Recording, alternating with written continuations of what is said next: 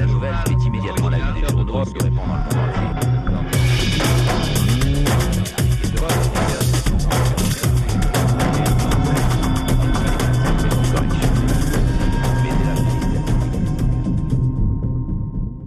Je vais maintenant passer la parole à la défense, si je puis dire. Charles Blandinière, qui donc a longtemps été policier, appartenu à la PJ, s'est occupé dans ce cadre d'affaires financières et est maintenant le patron de la lutte anti-blanchiment à la Société Générale.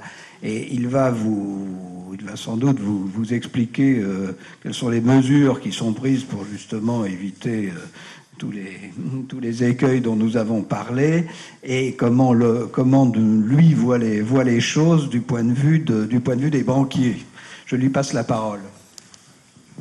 Merci, Monsieur Belot. Tout d'abord, Mesdames, Messieurs, bonjour.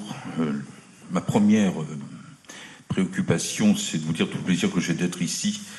Ça me rajeunit de quelques 35 ans, le temps passe, et époque à laquelle j'ai fait la connaissance de Didier Gallo comme magistrat instructeur, époque à laquelle où j'étais jeune policier dans un service régional de police judiciaire qui était celui d'Angers, qui existe toujours d'ailleurs, et qui a dans sa compétence territoriale deux cours d'appel, celle de Poitiers et celle d'Angers. On m'entend pas. On m'entend pas. Alors, je fais toujours attention parce que j'ai l'habitude de parler très fort sans micro. Mais si je dois parler fort avec micro, je vais le faire. Je vous remercie. Et là, on m'entend. Très bien, c'est parfait. Donc, effectivement, je suis arrivé dans ce département tout frais et moulu de l'École supérieure de police. Et j'ai participé à quelques affaires ici dont les plus anciens se souviennent. Simple participation, mais participation inoubliable à la découverte de l'imprimerie de fausse monnaie Château d'Olonne. Et je pense que ça doit parler encore à quelques-uns, puisque sur le territoire national, d'autres imprimeries de fausse monnaie ont bien sûr été découvertes, mais pas de l'ampleur de celle-là. D'autre part, par contre, là où j'ai été très actif, et ce qui m'a permis de connaître ce département et certains des élus du département à l'époque, et notamment des gens du monde agricole et du syndicat agricole, j'ai traité pendant un peu plus de 4 ans, dans le cadre bien sûr d'une information judiciaire, le dossier de la SICA Savage Chalon. Rappelez-vous, à l'époque, c'est une problématique de concurrence entre le secteur privé et notamment le défunt maire de Saint-Fulgent, Marcel Arrivé, aidé par un homme du syndicat agricole qui s'appelait Roger Gruet.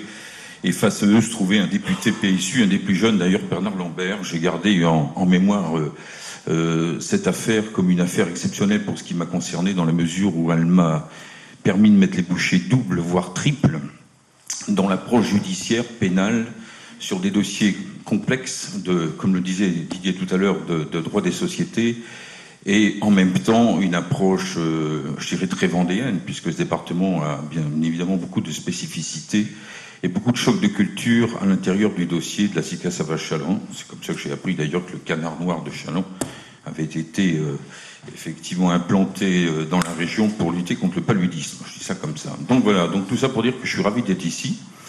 J'ai continué, après la SICA Savage, quelques années à travailler avec Didier sur la problématique de Didier. D'ailleurs, il est parti. La problématique de Didier consistait à essayer de trouver un critère de compétence territoriale pour effectivement nous permettre d'aller chercher des escrocs à Paris.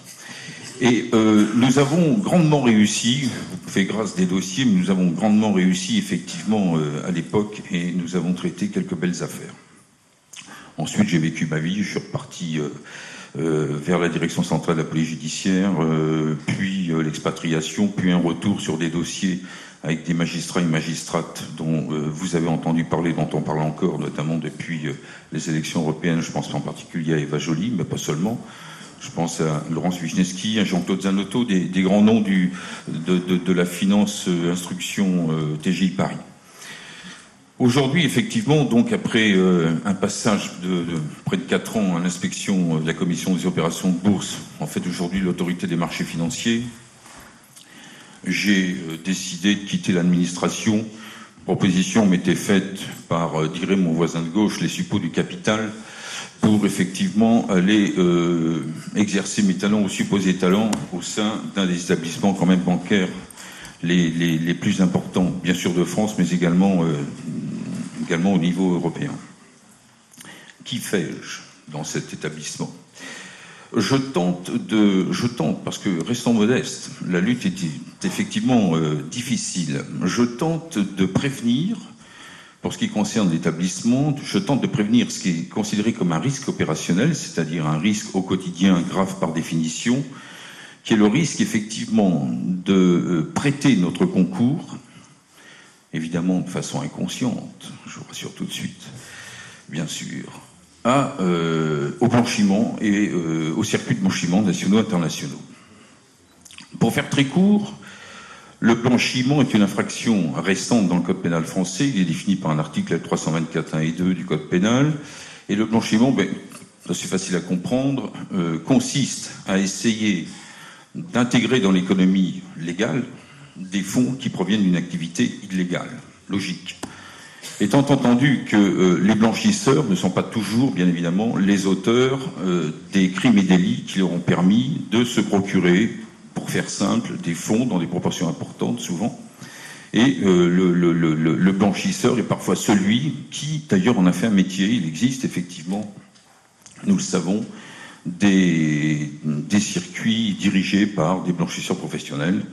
Et comme le disait Didier tout à l'heure dans l'affaire Saviski, l'histoire se répète nécessairement et de façon permanente.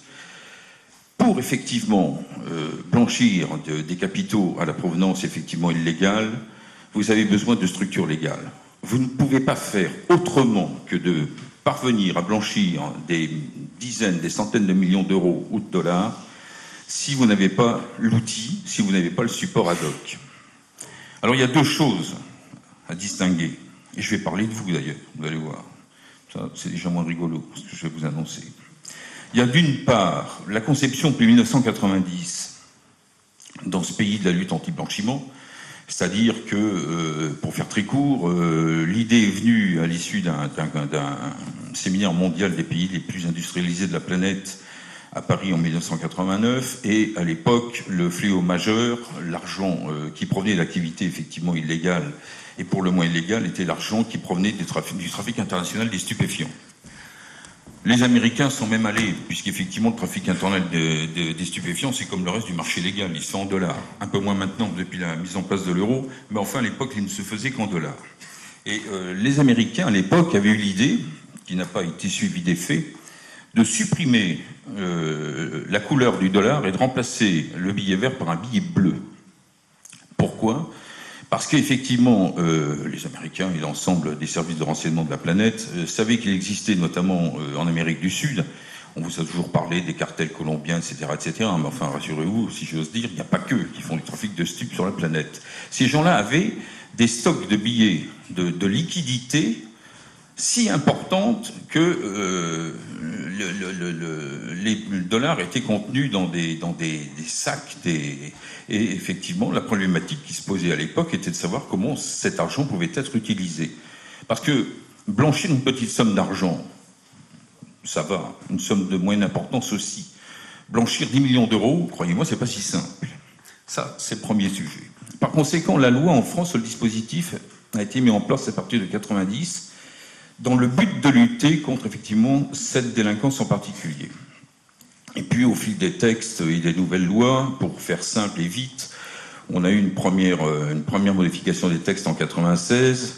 Bien évidemment, les événements qui sont déroulés aux États-Unis en septembre 2001 ont entraîné des modifications, des renforcements de peine du code pénal liés en particulier au terrorisme. Et pour qu'il y ait des terroristes, et pour que les terroristes puissent se livrer à leurs activités de terroristes, il leur faut de la logistique, et la logistique, c'est l'argent. Et par conséquent, le dispositif pénal français a cette fois envisagé également, en plus du blanchiment, comme je vous l'expliquais, la problématique du financement du terrorisme. Je n'ai pas le temps aujourd'hui d'entrer dans le détail.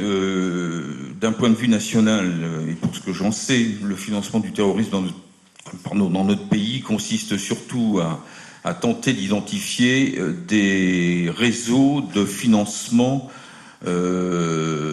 islamiste, c'est-à-dire on trouve effectivement, alors là aussi à travers des activités illégales, travail clandestin, opérations en espèces sur des activités commerciales douteuses, etc., etc., on s'est aperçu que cet argent partait principalement aider des filières de financement pour favoriser la culture islamiste dans certains pays comme le Pakistan notamment. Nous avons effectivement des fonds qui vont là-bas s'investir dans des écoles coraniques extrémistes, etc., etc. Donc nous faisons ce que nous avons à faire, puisque ce que nous avons à faire, c'est de déclarer effectivement, lorsque nous identifions ces réseaux, ces opérations et ceux qui sont censés bien sûr les diriger, nous avons l'obligation de déclarer à l'État français, près d'une structure qui a été créée en même temps que le dispositif légal, qui s'appelle Tracfin, et qui est un organisme qui dépend du ministère des Finances et qui collecte l'ensemble des informations qui lui sont adressées par les établissements bancaires comme le mien. Lorsque nous déclarons à Tracfin, dans notre jargon, nous adressons à Tracfin une déclaration de soupçon. Je dis bien de soupçon. On ne nous demande pas, effectivement, d'adresser à Tracfin un dossier totalement documenté où le suspense n'existerait pas dès lors qu'effectivement l'enquête en amont aurait été faite et que on n'est plus dans le soupçon, on serait dans l'intime conviction. Nous avons l'obligation donc de déclarer des soupçons. Ces soupçons ensuite sont traités par Tracfin de deux façons. Soit Tracfin, de par son pouvoir discrétionnaire, considère que le soupçon tel que nous l'avons adressé et après valeur ajoutée de Tracfin a accès à des fichiers d'information de la police, etc., etc. Tracfin classe le dossier, ou soit effectivement Tracfin considère que les faits dont la banque a soupçonné l'existence sont suffisamment conséquents et confirmés par la valeur ajoutée de Tracfin, et Tracfin à ce moment-là saisit le monde judiciaire, et en particulier, dans 90% des cas, le procureur de la République de Paris, qui à son tour ouvre une enquête. Le dispositif, en gros, c'est ça. Des textes, une obligation déclarative qui s'impose aux banques, un organisme de collecte qui s'appelle Tracfin, qui analyse, qui a une valeur ajoutée et qui soit classe l'information pour faire vite parce que c'est un peu plus compliqué, soit transmet au parquet en vue d'enquête. Et à ce moment-là, la plupart du temps, est saisi un service dans lequel j'ai d'ailleurs travaillé il y a quelques années maintenant, qui s'appelle l'OCRGDF, qui est l'Office central pour la répression de la grande délinquance financière, et qui a une compétence nationale et qui peut sortir de l'Hexagone pour effectivement travailler sur ces dossiers. Ce n'est pas le seul service, comme l'un des dignes représentants de l'autre service est dans l'assistance, je vais quand même ne pas l'oublier. Je pense également à la brigade financière de la préfecture de police, qui elle aussi a l'occasion, et je suis bien placé pour le savoir, a vocation à travailler sur des dossiers lorsqu'elle est saisie par le parquet. Alors vous allez me dire, comment fait-on pour essayer d'avoir des soupçons? C'est le vrai sujet. Il faut s'en donner les moyens. Il faut s'en donner les moyens, ce qui veut dire que nous avons, établissement bancaire, une obligation de moyens. Et les moyens vont consister à essayer de cerner l'ensemble des grands métiers d'une banque, à la fois ses acteurs, mais surtout ses clients, ses contreparties, pour effectivement vérifier de façon permanente si les clients avec lesquels nous travaillons, et surtout les opérations des clients telles que nous les voyons passer dans nos livres et dans nos tuyaux, ne recèlent pas en elles-mêmes, ne permettent pas de penser que certaines de ces opérations sont soit en relation directe avec la grande criminalité organisée, soit effectivement une criminalité moindre, mais néanmoins consistant à blanchir, à légaliser des fonds à la provenance criminelle, délictuelle criminelle. Les grands métiers de la banque. Nous avons je vais vous donner quelques chiffres pour quand même vous donner une idée du challenge. La Société Générale, comme BNP Paribas et d'autres, contrairement à ce que pense mon ami Jean, moi je ne suis ni un suppôt du capital, ni un banquier, mais simplement un besogneux, un employé de banque qui tente tous les jours de faire ce pourquoi il est payé, c'est différent. Et notre problème consiste à scinder les activités bancaires, donc je disais, par de marché sur la banque de détail, pour la plupart effectivement des citoyens, ce n'est pas du tout péjoratif, Quand on pense BNP, Crédit Lyonnais, etc., on voit les agences, les sigles, rouge et noir pour l'ASG, vert pour la BNP, etc., etc. Ce qui veut dire que sur le territoire national, nous avons tous les jours 11 millions de comptes uniquement en banque de détail, c'est-à-dire la banque des agences, du réseau, 11 millions de comptes qui tournent tout le temps. Qui tournent tout le temps et dont la loi nous fait obligation, la loi et le règlement, nous font obligation de savoir en permanence ce qui passe pour effectivement être dans l'obligation de dénoncer les soupçons dans le dispositif que je viens rapidement de vous évoquer. Alors, vous imaginez bien qu'on n'a pas une pléthore d'effectifs dédiés à la surveillance permanente des comptes de la clientèle dans la banque de détail. Étant entendu que dans la banque de détail, sur ces 11 millions de comptes, vous avez des grandes classes de clients. Vous avez bien sûr le client personne physique individuelle dont vous faites partie et dont je fais partie. Mais vous avez ensuite PME, petites et moyennes entreprises, parce qu'il est bien évident que si le blanchiment ou la suspicion de blanchiment ne s'adressait ou ne provenait que de la problématique client particulier, je vous assure que je vivrais bien tous les jours. Mais c'est pas comme ça que ça marche. Vous avez des PME qui se créent spécifiquement, bien évidemment, sans nous le dire, c'est évident, spécifiquement pour favoriser le blanchiment d'argent illégal. On verra après ce que j'entends par argent illégal dans la nouvelle définition de la loi, et c'est là, je disais tout à l'heure, c'est là que vous êtes directement concerné aussi, vous allez voir, le système est en train de s'élargir en matière de surveillance, on est en train, conformément à la loi, bien évidemment, on est en train de mettre en place un Big Brother géant de surveillance permanente de tous autant que nous sommes, j'y reviendrai tout à l'heure. Donc, 11 millions de comptes au quotidien, des clients particuliers, des clients PME, des grands clients, bien sûr, de très grands clients, des clients cotés en bourse et qui n'en sont pas moins, eux non plus, à surveiller. Parce que même si ces gens ont pignon sur rue et même si ces gens ont une activité officiellement déclarée totalement légale, il n'est pas non plus impossible qu'au milieu de cette activité légale, consciemment ou à leur insu, n'en tirez pas de conclusion de ce que je dis là, mais il n'est pas impossible, surtout dans leur propre intérêt, qu'à un moment T, finalement, on ne soit pas trop regardant sur une opération qui peut-être rentre dans le champ d'application du soupçon de blanchiment. Point. Deuxième grand métier de la banque, ce qu'on appelle dans le jargon l'asset management, la gestion d'actifs. La gestion d'actifs, la plupart du temps, pour le commun des mortels, ce sont les souscriptions de titres à travers ce qu'on appelle les OPCVM, les SICAV, pour parler entre guillemets un peu simplement. La gestion d'actifs, c'est également la gestion de fortune. Il est bien évident, qu'à partir du moment où vous vous intéressez à la gestion de fortune, vous avez en face de vous, tant que faire se peut, et nous sommes les banques toujours en recherche de nouveaux clients et de clients fortunés. Par conséquent, plus vous cherchez du client fortuné, plus bien évidemment vous vous exposez au risque intrinsèque de blanchiment, parce que le problème est de savoir, quand vous rentrez en relation avec le client fortuné, comment il a constitué sa fortune. C'est un impératif. Il ne s'agit pas de dire, monsieur, vous êtes bien joli, vous avez une belle voiture, vous êtes installé, on vous connaît depuis 10 ans, vous avez des certificats de moralité, ça ne fonctionne pas comme ça. La question qu'il faut savoir, c'est avant de commencer, qui est-il, d'où vient-il, et comment a-t-il constitué sa fortune? Et où cette fortune éventuellement est-elle déposée? Étant entendu que dans tous les cas de figure, on peut penser que majoritairement les gens causent dans le cadre d'une relation de confiance avec leur banque. Mais il y a également toute une frange de cette population qui non seulement ne cause pas, mais cache. Vous savez, je ferme vite la parenthèse, c'est le syndrome de l'avocat de la défense. Lorsque j'étais jeune policier, je m'imaginais, très naïvement d'ailleurs, que les avocats de la défense entendaient tout, du client qu'ils défendaient. Oui, j'ai cru ça 2-3 ans, et puis je me suis aperçu, après, à travers les affaires que j'ai pu traiter, etc., nouant à l'occasion des relations un peu privilégiées avec certains grands avocats, et aujourd'hui, malheureusement, à l'âge qui est le mien, j'entretiens de très bonnes relations avec bon nombre des ténors parisiens, sur des affaires d'ailleurs où nous avons été à une époque de chaque côté de la barrière. J'entends des trucs extrêmement drôles. J'entends des choses extrêmement drôles. On me dit mais non, on ne savait pas. Alors là c'est pareil, nous dans la gestion de fortune, nos clients ne disent pas tout.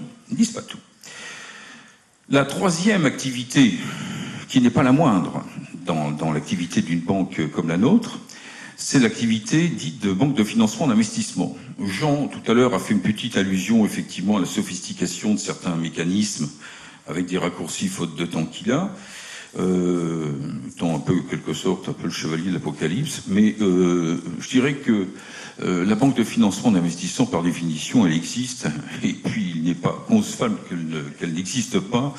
C'est un élément moteur du développement du commerce mondial et bien sûr, quand dans tout système organisé, il y a bien évidemment un risque de dérive à un moment T, et là encore, on retombe dans la prévention de ces risques opérationnels. Donc, trois grandes familles d'activités: banque de détail, client, entreprise, gestion de fortune, asset management, et banque de financement et d'investissement. Autant vous dire qu'à l'intérieur de toutes ces familles, vous avez des sous-ensembles.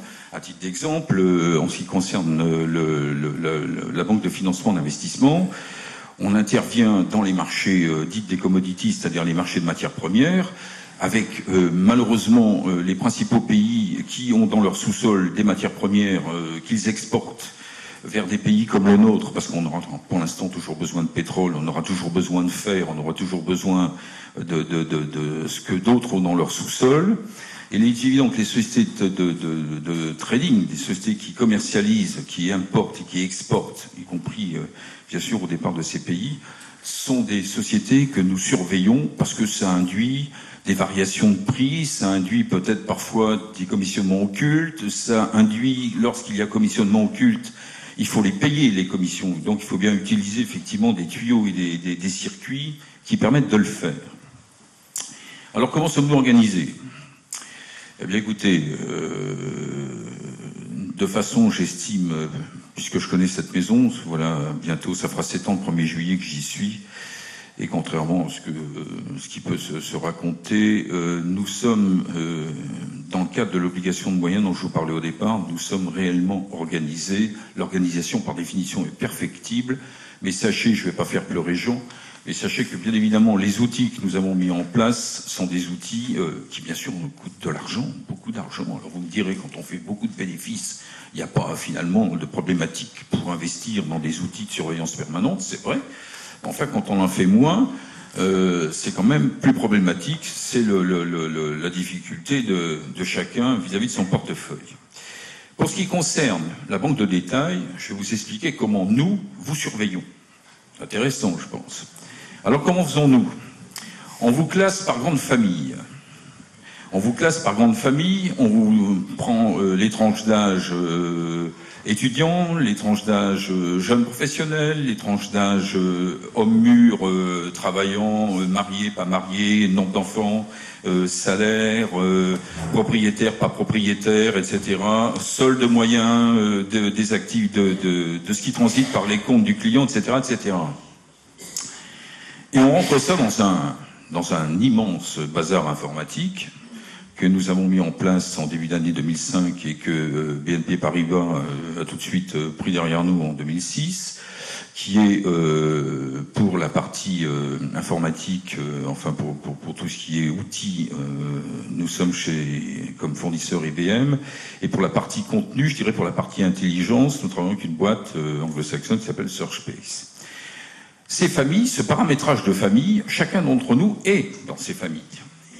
Et la machine, on branche l'ensemble des 11 millions de comptes qui tombent tous les jours sur la machine. Donc vous imaginez la puissance effectivement d'analyse de la dite machine. Et cette machine applique ses paramètres sur vos comptes, puisque vous êtes individuellement paramétrés. Et si à un moment T, un mardi matin, ou si vous faites un virement, vous, ou une opération directement depuis votre petite installation informatique à la maison avec votre code Logitel ou autre, vous faites une opération qui, bien sûr, par le haut, n'entre pas dans le profilage qui est le vôtre chez nous, clic, alerte. Ouf, ça sort, et une cellule centrale d'alerte réceptionne cette alerte, et la première chose que va faire cette cellule centrale va directement aller vers l'agence là où vous avez votre compte, et la question sera posée au chargé de compte et ou de clientèle ou votre gestionnaire de fortune pour effectivement que l'on puisse comprendre pourquoi à un moment T, vous n'êtes plus dans votre paramétrage. Alors de deux choses l'une. soit effectivement le chargé de compte a une connaissance de son client, donc de vous, qui lui permet directement de répondre, en disant non mais monsieur machin, madame machin, il vient de vendre une maison, il vient de vendre un tableau de valeur, donc l'alerte bien évidemment est donc immédiatement traitée et annulée. Deuxième cas de figure, chargé de clientèle ne comprend pas l'opération. Donc il va vers vous en vous disant « Bonjour, monsieur machin, madame machin, vous venez de faire une opération sur votre compte, je veux savoir ce que c'est. » Vous ne pouvez pas vous y opposer. Je reviendrai tout à l'heure sur le nouveau dispositif depuis la fin du mois de janvier de cette année, en transposant bien évidemment une directive européenne. Vous ne pouvez pas vous y opposer. Soit vous répondez et vous dites « Bien, écoutez, monsieur ou madame, voilà, effectivement, j'ai fait cette opération et voilà les raisons qui m'ont conduit à faire cette opération. » Soit vous ne voulez pas répondre, après tout, en disant bah, « Attendez, mais ça ne vous regarde pas, mais de quoi vous vous mêlez ?» Eh bien, la problématique de la prévention du risque de blanchiment est par définition coercitive et liberticide, et vous ne pouvez pas opposer, je vous le dis, parce que je vous dirai où vous pourrez retrouver toutes ces nouvelles références, nous ne pouvons plus refuser un teneur de compte, un banquier est un teneur de compte, il peut être également un conseiller, etc. On ne peut plus, depuis le 31 janvier 2009 dans ce pays, refuser de donner une explication, de se justifier une de ces opérations. Pourquoi ? Il est bien évident que le soupçon commence là où le client ne veut pas s'expliquer. C'est d'une logique, c'est mathématique. Et il n'y a pas besoin d'embaucher des polytechniciens, je n'en suis pas. Donc, on comprend bien qu'à partir du moment où quelqu'un ne souhaite pas s'expliquer sur une opération qui transite par son compte, le soupçon naît. À ce moment-là, donc, le traitement de ce dossier client va partir du principe quant à l'ancienneté de la relation. Que savons-nous effectivement de ce client? Depuis quand ce client est-il client? Quelle est l'activité de ce client? Etc., etc., etc. Et de deux choses l'une, soit à la sortie on considère, on va laisser le compte sous surveillance et on va peut-être pas déclarer à Tracfin tout de suite, soit certains établissements qui n'ont pas d'état d'âme vis-à-vis de leur clientèle, et par pudeur je ne citerai aucun nom, déclarent systématiquement effectivement à Tracfin le dossier du client. Dans ce pays, chaque année, 14 à 15 000 clients sont déclarés à Tracfin sans le savoir, puisque la loi nous interdit de dire aux clients qu'on le déclare à Tracfin, c'est compréhensible. Dès lors qu'on est effectivement face éventuellement à des blanchisseurs, on ne va pas leur dire « Dites donc, on a compris ce que vous faisiez, on vous a dénoncé à Tracfin ». Ça rejoint, Didier n'est pas là, exactement ce que disait Didier à propos de l'affaire Stavisky. Le 24 juillet 1966, dans ce pays, et c'est vrai, j'en suis intimement convaincu, moi aussi, historiquement, on a mis en place un système de dénonciation obligatoire prévu par les textes. Un commissaire aux comptes est payé par une société dont il a éventuellement l'obligation de rapporter des faits qu'il estime ou qu'il soupçonne délictueux au procureur de la République territorialement compétent. C'est-à-dire, vous êtes en SA, vous avez un commissaire aux comptes, ça coûte cher, mais non seulement ça coûte cher, mais en plus, il risque effectivement, conformément à ses obligations légales, d'aller vous déclarer au parquet. Depuis 1966, la loi a fait le système a fait ses preuves, et le dispositif anti-blanchiment est tout simplement l'héritier du système du 24 juillet 1966. D'ailleurs, je vais vous dire, les professionnels qui ont eu le moins de problématiques pour rentrer dans la logique déclarative du soupçon vis-à-vis de Tracfin sont tout simplement les commissaires aux comptes. Ils ont de l'antériorité. Et ils savent faire. Et ils savent faire d'ailleurs de façon extrêmement intelligente. Je n'ai pas le temps d'en parler là.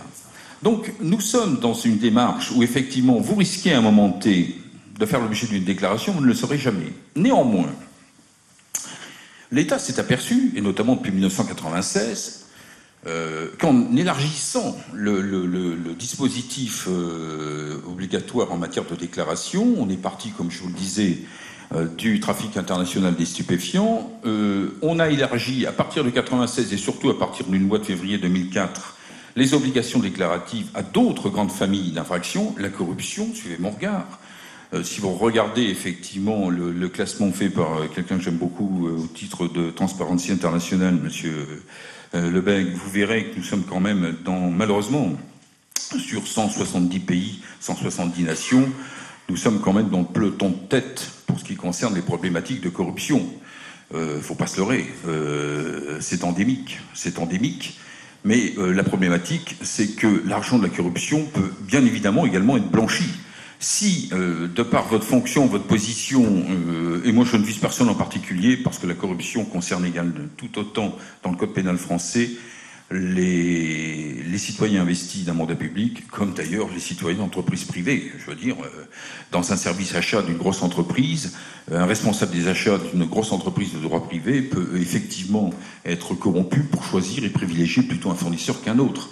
Je sors des sentiers battus où systématiquement, et je le déplore d'ailleurs, je déplore ces raccourcis qui sont néfastes pour tout le monde, où corruption égale élu, mandat public, etc., etc. C'est stupide, c'est stupide. C'est stupide parce qu'effectivement, la corruption touche tout un chacun, quelle que soit sa fonction et quel que soit éventuellement son mandat.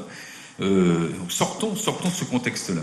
Donc la corruption, on a élargi également le champ déclaratif à la grande criminalité organisée au sens large, c'est-à-dire tout ce qui est atteinte aux biens et aux personnes à travers, bien sûr, des activités criminelles du type braquage, etc., etc., mais tout ce qui touche au proxénétisme, à la prostitution, etc. Il y a des masses phénoménales d'argent de la prostitution qui, à un moment T, doivent effectivement profiter à quelqu'un. Donc les quelqu'un en question, ce sont des gens qui vont, par le truchement de professionnels du blanchiment, essayer de réinvestir ça dans de l'activité légale pour ensuite, effectivement, un jour ou l'autre, cesser de se livrer à la prostitution et pour franchir le pas et apparaître sous des jours tout à fait acceptables. Vous avez également un champ déclaratif qui s'est élargi en 2004 à propos de tout ce qui est fraude, au moins fraude financière, bien sûr, fraude financière au préjudice de la communauté européenne. Il faut savoir que lorsqu'on parle de fraude dans ce pays, la volumétrie de fraude est sans commune mesure avec la fraude communautaire. L'Europe, où nous sommes tous contributeurs, et la France comme les grands pays membres de l'Union européenne, il est impensable, c'est un sujet sur lequel les médias ne reviennent pas, à mon avis, suffisamment souvent. Après, bon, on rentre dans du technique, c'est toujours pareil, il faut le rendre assimilable. Ça se chiffre en milliards, en dizaines de milliards d'euros tous les ans. Je ne veux pas vous parler d'un sujet dont nous, Société Générale, sommes à la base, mais la tribune de l'économie hier faisait état de la suspension d'un marché, d'une niche, d'un tout petit marché boursier sur la problématique des ventes et achats des certificats carbone. Kyoto, je vous passe les détails. Tout s'est arrêté hier, le marché est suspendu parce qu'effectivement on a mis à jour, nous avons déclaré à Tracfin, un mécanisme effectivement de fraude intracommunautaire portant sur le trading, sur le commerce de ces certificats carbone. Vous n'imaginez pas, et qui nous retrouvons derrière ces opérations, nous retrouvons des gens issus du grand banditisme, en la circonstance, là par contre je fais un raccourci, des gens du milieu varois, c'est un pléonasme. Toulon est connu et répertorié, le département du Var, et ça ne date pas d'hier matin. Donc nous avons une obligation de moyens, nous déclarons, et nous sommes bien évidemment contrôlés de façon permanente par notre régulateur, parce que lorsque Jean vous dit, et ne le prend pas mal, lorsque Jean vous dit que les banques font à peu près ce qu'elles veulent, c'est quand même beaucoup plus compliqué que ça. Il faut savoir que l'activité de banquier, que vous soyez banque nationale ou banque privée, est une délégation d'un droit souverain de l'État. Vous êtes banquier parce que l'État vous concède le droit d'exercer une activité qui est régalienne par définition. Et bien évidemment, l'État prend la peine, lorsque l'État vous délivre cette licence qui vous permet d'exercer le métier de banquier, de vous placer sur la supervision de grands corps de contrôle de l'État qui, effectivement, comme tout grand corps, peuvent être défaillants. Les systèmes sont perfectibles et les systèmes peuvent être défaillants. Il est évident que les catastrophes qui peuvent s'en suivre sont à la hauteur, effectivement, des masses et des volumes d'affaires traités par les uns et par les autres. Donc, en matière de blanchiment, je vous disais, en gros, 14 000 déclarations par an. Il faut savoir que sur ces 4... Alors, ça représente 14 000 déclarations par an, les chiffres de 2008, au 31 décembre, communiqués par Tracfin. La part des contributeurs au niveau de Tracfin, majoritairement, ce sont les banques qui déclarent. Nous représentons dans le volume global 88% des 14 000 déclarations. Il faut également savoir, sont assujettis à l'obligation déclarative les professions immobilières, les agents immobiliers, etc., les notaires, les huissiers, les gens du chiffre, experts comptables, commissaires aux comptes, etc. Après une longue bagarre, les avocats, dans leur activité de conseil, il est évident, soyons clairs, il est évident que lorsque vous êtes vous disposez d'une somme très importante de fonds dont la provenance est inavouable. La problématique, pour investir ces fonds, il va vous falloir de l'aide, donc des blanchisseurs. Ces blanchisseurs sont souvent des gens issus de grandes écoles, ce sont des gens intelligents, roués, formés au commerce international, aux lois du commerce international. La plupart du temps, donc, cela nécessite la mise en place offshore, hors France, de structures commerciales, notamment, et c'est un sujet à l'ordre du jour, notamment situées dans ce que l'on appelle les paradis fiscaux. Vous avez vu, comme tout le monde, j'imagine, la problématique durant la présidence de la Commission européenne de la France, la problématique qui n'est pas nouvelle, hein, sur les paradis fiscaux. Précision faite que tout à chacun a le droit d'avoir un compte offshore au Caïman ou dans un paradis fiscal, à la condition préalable de le déclarer effectivement à l'État français. Mais il n'est pas interdit d'avoir de l'argent dans paradis fiscaux. Le tout, c'est bien évidemment de le dire. Alors le problème, c'est que la plupart du temps, ceux qui ont ces fonds dans ces paradis fiscaux ne souhaitent pas que ça se sache. Oui, ça paraît évident, mais le problème est assez compliqué parce que, effectivement, là aussi, par effet raccourci, parce que ça se vend bien avec ses porteurs, on dit oui, paradis fiscaux, la Suisse est sur la liste grise du G20, oui. Enfin, la Suisse est un territoire où je travaille beaucoup, vous devez bien vous en douter, et c'est quand même un peu plus compliqué que ça.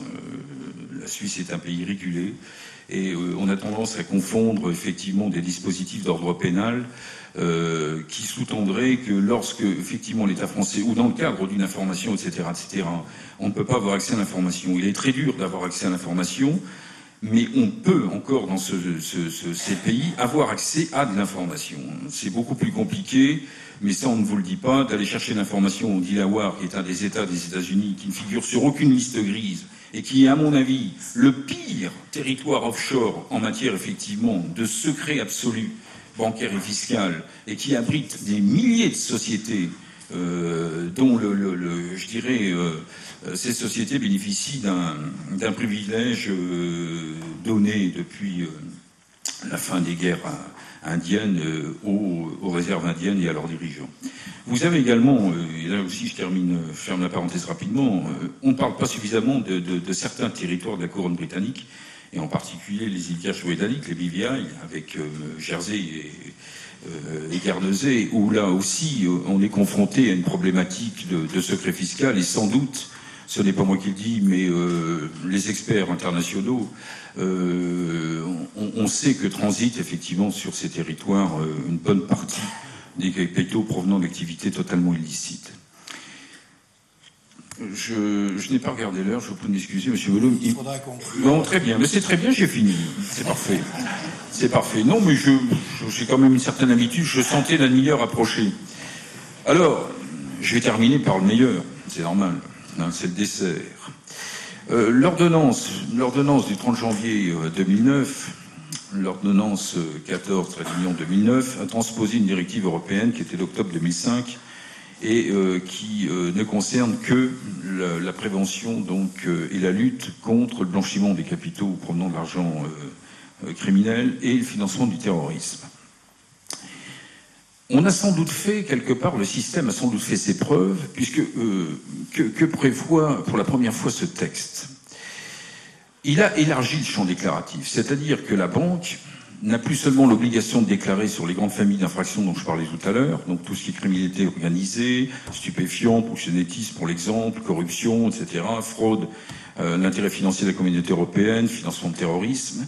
L'Europe a élargi le dispositif à toute somme susceptible de provenir d'infractions pénales dont la peine encourue, vous pouvez m'excuser, c'est un peu technique, dont la peine encourue est supérieure à 1 an d'emprisonnement. C'est-à-dire qu'on est passé d'un dispositif qui avait vocation légitimement à lutter contre la grande criminalité organisée à un dispositif qui va permettre aux États, donc membres de l'Union européenne, de lutter compte finalement non seulement toute la délinquance, petite comme grande délinquance, mais le fait d'avoir inclus cette nouvelle disposition dans le texte fait de nous, depuis le 31 janvier, des pourvoyeurs en titre confirmés de la Direction générale des impôts.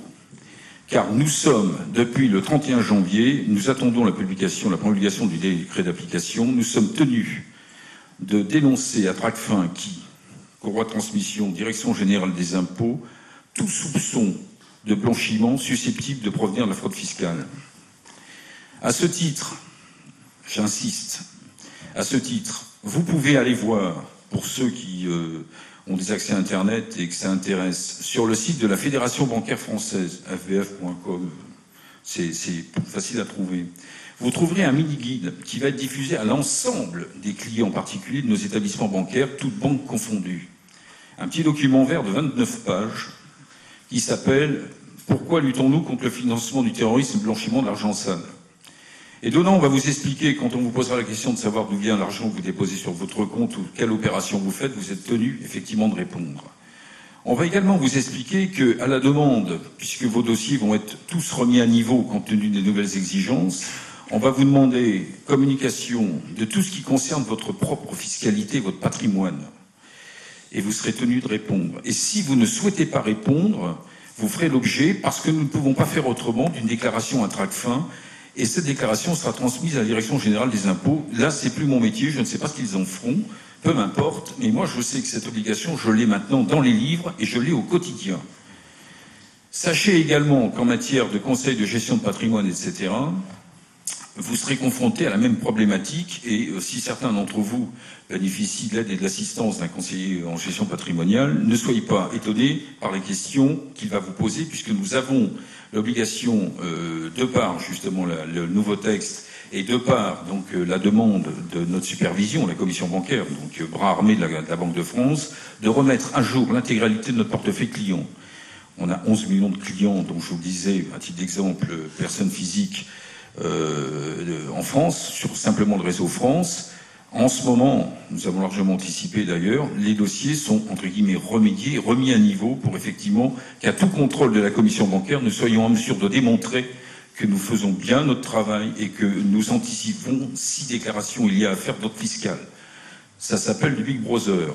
Pour ma part, mais c'est pas la Société Générale qui parle, c'est Charles Bandinière, je trouve que passer d'un dispositif grande criminalité organisée, légitime, à un dispositif qui va consister à placer au premier euro, hein.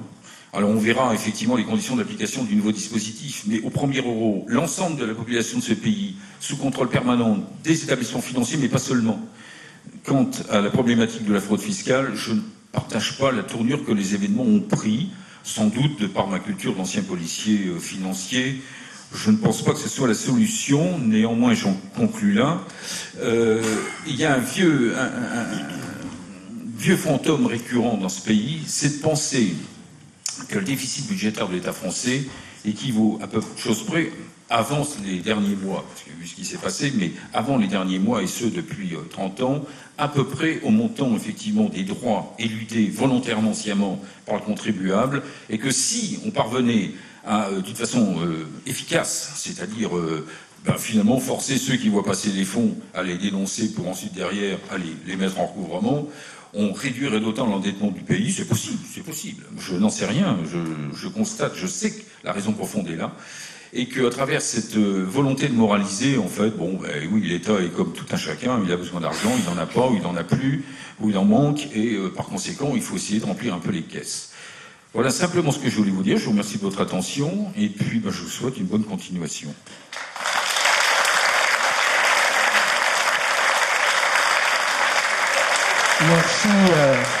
Merci Charles Blandinière.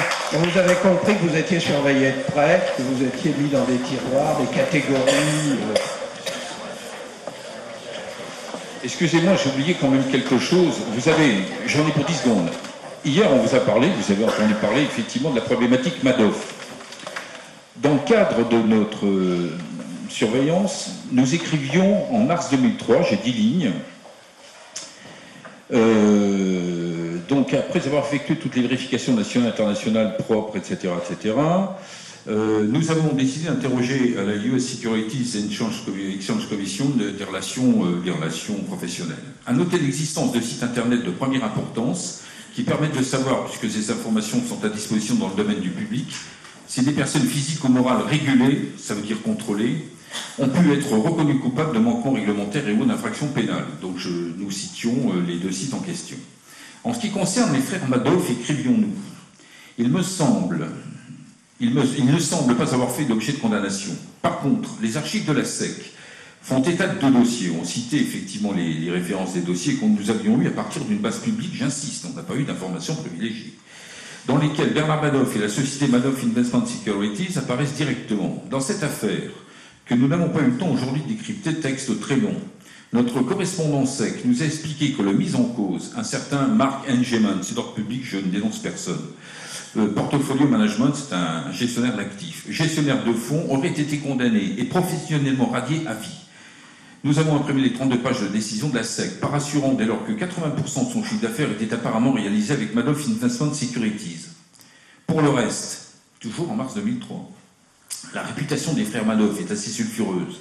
Affairistes, lobbyistes, membres influents de plusieurs structures professionnelles, etc., etc. Nous n'avons pas donc vocation à travailler avec eux. C'est tout ce que je